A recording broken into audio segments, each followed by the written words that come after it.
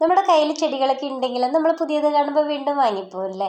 അങ്ങനെ വാങ്ങിയതാട്ടോ ഞാൻ ഈ റോസ് ചെടി. അപ്പോൾ നമ്മുടെ പുതിയ വീഡിയോയ്ക്ക് എല്ലാവർക്കും സ്വാഗതം. പ്രിയമായിട്ടാ നമ്മളിന്ന് ഈ റോസ് റിപ്പോർട്ട് ചെയ്യുന്ന ഒരു വീഡിയോ ആണ് ഇന്നത്തേത്. അതിനായിട്ട് ഇങ്ങനെ മണ്ണും മണലും കൂടെ മിക്സ് ആയിട്ട് ഇത് എടുത്തിട്ടുണ്ട്.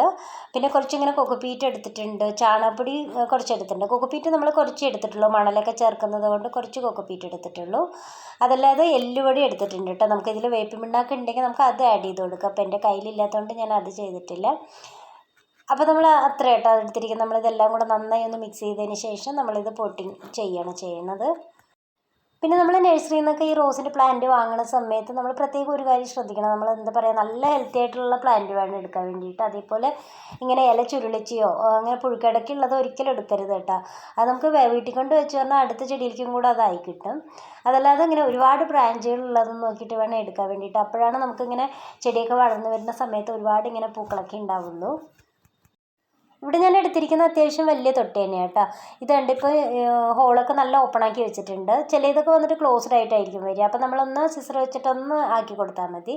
അതിനുശേഷം നമുക്കിങ്ങനെ ഓട്ടും കഷ്ണോ അല്ലെങ്കിൽ ഇങ്ങനെ കരിങ്കല്ലിൻ്റെ പീസുകളൊക്കെ ഒന്ന് ആ ഹോളിലൊന്ന് അടച്ച് വെക്കാം കേട്ടോ. നമുക്കത് ഇങ്ങനെ മണ്ണടിഞ്ഞ് വെള്ളം കെട്ടിക്കെടുക്കാതിരിക്കാൻ വേണ്ടിയിട്ടാണ് അങ്ങനെ ചെയ്യുന്നത്.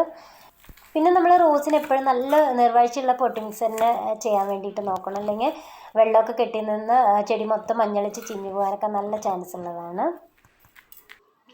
പിന്നെ ഈ റോസ് ചെടി ഞാൻ ഒരു മാസമൊക്കെ മുമ്പ് വാങ്ങിയ പ്ലാന്റ് ആട്ടോ. അപ്പോൾ നമുക്ക് ഈ ചെടി നിന്ന് ഒരുപാട് ഇങ്ങനെ പൂക്കളൊക്കെ ഉണ്ടായ ഒരു പ്ലാന്റാണ്. അപ്പോൾ അതൊക്കെ കൊഴിഞ്ഞിട്ട് അങ്ങനെ നിൽക്കുന്ന ഒരു സ്റ്റേജ് അപ്പോൾ ഇത്. അപ്പോൾ ഞാൻ അതിൻ്റെ ആ കമ്പൊക്കെ മൊത്തം കട്ട് ചെയ്ത് മാറ്റിയ കേട്ടോ. ആ ഫ്ലവർ വന്ന ഭാഗമൊക്കെ കട്ട് ചെയ്ത് മാറ്റിയാണ്. നമ്മളിങ്ങനെ ചെയ്യുന്ന സമയത്ത് നമ്മൾ പോട്ട് ചെയ്ത് കുറച്ചാകുമ്പോഴേക്കും ഒരുപാട് ഇങ്ങനെ ബ്രാഞ്ചുകളൊക്കെ വരലുണ്ട് കേട്ടോ. അപ്പോൾ ഞാനിതൊന്ന് ഇങ്ങനെ ജസ്റ്റ് ഒന്ന് ചുറ്റൊന്ന് ഇങ്ങനെ കൈവച്ചൊന്ന് അമർത്തി കൊടുക്കുക ചെയ്യണത്. അപ്പോൾ അതിന് ശേഷം നമ്മളതൊന്ന് ചരിച്ച് കൊട്ടി കൊടുത്താൽ മതി കേട്ടോ. നമ്മൾ ഇങ്ങനെ ചെയ്യുന്ന സമയത്ത് മെയിൻ ഇങ്ങനെ വിരൽ വെച്ചിട്ട് അതിനൊന്ന് പ്രസ് ചെയ്ത് പിടിക്കണം. അല്ലെങ്കിൽ നമുക്കത് ചെടിയൊക്കെ ചിലപ്പോൾ ഇങ്ങനെ താഴേക്കൊക്കെ വീണ് പോകാനൊക്കെ നല്ല ചാൻസ് ഉണ്ട്. അപ്പോൾ ഇത് കണ്ട് ഇതിപ്പോൾ ഞാനിപ്പോൾ ഇങ്ങനെ നമ്മളെ ഈ ഒരു പോട്ടി മിക്സ് വന്നിട്ട് അധികം ഹാർഡായിട്ടുള്ള മണ്ണല്ല കേട്ടോ. നമുക്ക് കുറച്ച് ലൂസായിട്ടുള്ള മണ്ണൊക്കെയാണ്.